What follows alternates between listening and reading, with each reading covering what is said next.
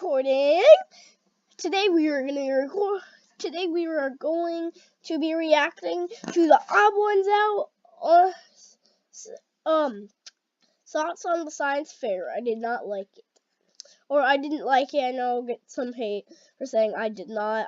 I know it didn't. I just said did not because I felt like it. So let's just do this. So right now my thoughts on it. I've seen it before, but I'm still gonna react to it with you guys because I watched Theoddone1sout a lot. Hey yo, Lena! Did you hear my app just got massive? It's a calculator, but for your cat. Freaking dumb. Oh, thank goodness. Is now a good time to go through your tax return line by line together? Yeah. Okay, let me get my chair ready. Take your time. Here we go. Live. Now There's my data right there. No need for an experiment. But the science fair isn't just finding the answer to your question. No. Okay. You're starting it now. Science fair. I was talking to a friend saying, oh, I know, I can do a video about the science fair and, talk about how much it sucks. And she said, oh, at my school, we didn't do the science fair. What? That got me wondering, did other people not do the science fair? So I did my own science experiment on Twitter. I ran a poll and asked you guys if you even did the science fair and whether or not you enjoyed doing it. And 58% of you said you didn't have to do the science fair. Like, that was way more than I expected. That's the majority. I've renamed this group of people the lucky ones. And when I asked if you enjoyed doing it, 21% of you said you did enjoy it, and 21% of you said you didn't. I know Twitter polls aren't the most accurate sources of data, but I think it's safe to say that this is a pretty split issue. Now, I'm in the 21% of people who didn't enjoy the science fair. And don't get me wrong, I love science. Well, okay, that might not be true. I really hated biology and chemistry. That was just a mess. But physics was okay. Maybe I don't like science. I just like space and watching these. Bill and Neil, they're my buddies. Except Neil did hurt my feelings one time. We'll get back to that later. All right, so let me briefly go over what the science fair is for you lucky ones who didn't have to deal with that. Apparently, it's a very American thing, right, guys? Mm-hmm. Oh, yeah, totally. Mm-hmm. Absolutely. Yeah.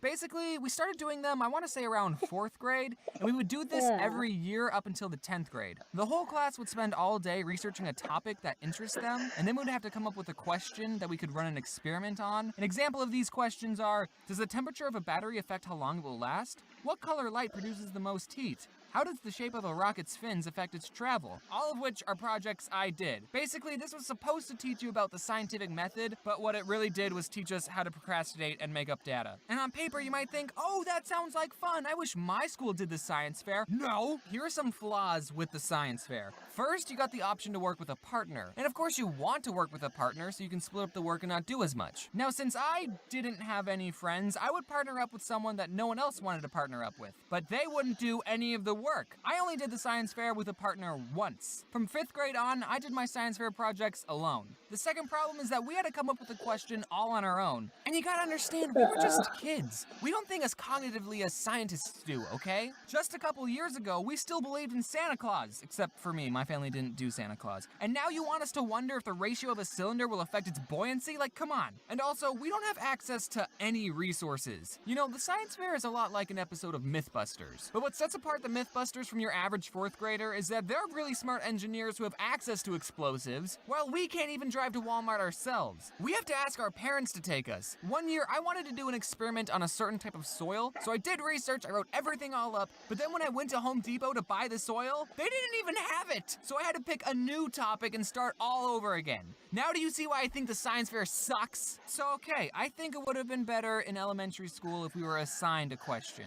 I know the whole point of these things is about discovery, but we're all stupid, okay? I guess if you're anything like me and you chose a crappy question, you'll have a bad science fair. My very first science fair, after all day researching possible questions, me and my partner came up with a question, what time of the day is the hottest?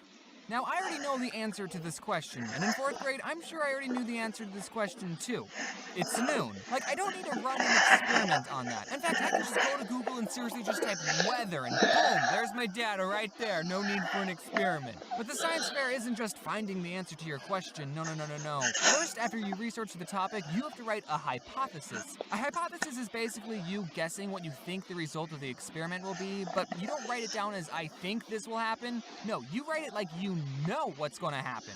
A formula, science, for a perfect hypothesis is if blank, then blank because blank. Let's use my battery experiment. I said, does the temperature of a battery affect how long it will last? So after doing research about how batteries work, a hypothesis for this experiment would be, if two AA batteries are used at different temperatures, then the battery in the hot temperature will not last as long because the battery's fluid will evaporate, which damages the internal structure of the battery. Oh, and spoiler alert, no, it doesn't. I put 2 batteries outside, 2 in the freezer, I let them sit, and then I plugged them into my Game Boy Advance, and they lasted the exact same amount of time. I learned nothing. So you also have to write up the materials you use for the experiment, then you have to write up the steps to do the experiment, the procedures, and you also have to write an introduction, basically just bullcrapping what you're going to do. Then you do the experiment, aka the fun part. Make sure you write down your results because you have to make a graph. You have to. How do you make a graph to show that batteries at different temperatures lasted the same amount of time?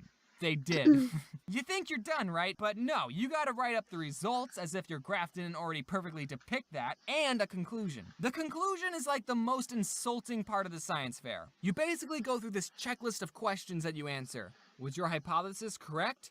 No, my hypothesis was not correct. What mistakes could you have made in your experiment? I don't know, maybe I took the batteries out of the cold and hot and put them in a room temperature Game Boy, and in a couple of minutes they both went to a room temperature. I don't know. How can others use this information you found? What do you mean? All the batteries lasted the same. I don't think anyone is going to put their batteries in their freezer to have literally no effect. All right, and then you take everything you wrote, print it out, and then slap it onto a poster board. And everyone, and I mean everyone, would use construction paper as a border around the text to give the poster board a good aesthetic. I think the second most fun part of the science fair was choosing what word art font you would use for your title. Oh, and by the way, the teachers told us to have a creative title to catch people's attention. Like, that was part of the assignment. We got graded on the title. Basically, they were telling us to create puns for a grade. If you're doing a project that's measuring plant growth, Ready, Set, Grow, that was a very popular choice. And then everyone took their poster boards and presented it in front of the whole class. Those were the 3 most boring days of science ever, except for the day you presented. That was the most stressful day. And then after all that, everyone in the school put their poster board up in the cafeteria, and you know, then it was fun to walk around and see how other people decorated their poster board, and you could always tell whose mom helped them. So overall, I didn't have a good time. Those 21% of people who did enjoy it, I'm glad you liked it, but me and the other 21% of people think you're huge nerds. And when I asked that Twitter question, I had some people messaging me saying,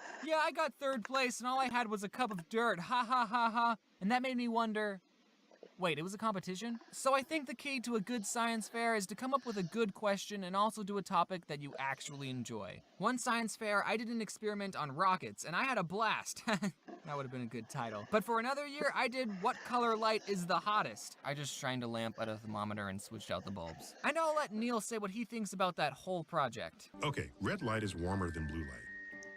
Interesting discovery, but not exactly revolutionary. Thanks, Neil. Yeah, just completely discredit all my research. I'm fine. So, moral of the story, if you need an idea for a science fair project, do it on rockets. You don't even need a question. Just launch model rockets. Hey guys, do you think tea is gross? Yeah. Yep. And that is my thoughts on the science fair from the Odd Ones Out. Obviously, you should go subscribe to him like I did. Let's get them to 10 million. Oh, like, we should really get them to 10 million. Because that would make me get at 1 million subscribers.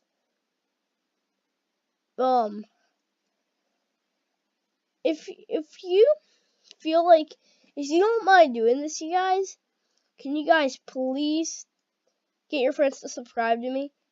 Like, if you don't mind to, can you please get people to subscribe to me? Since I really need it. I actually do need it.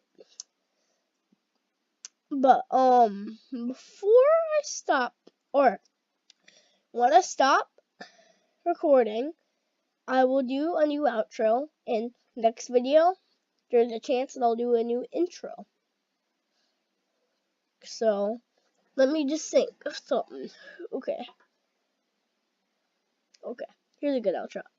And, peace, you brother legends. I can talk Australian. Bye, mates. Bye, mom.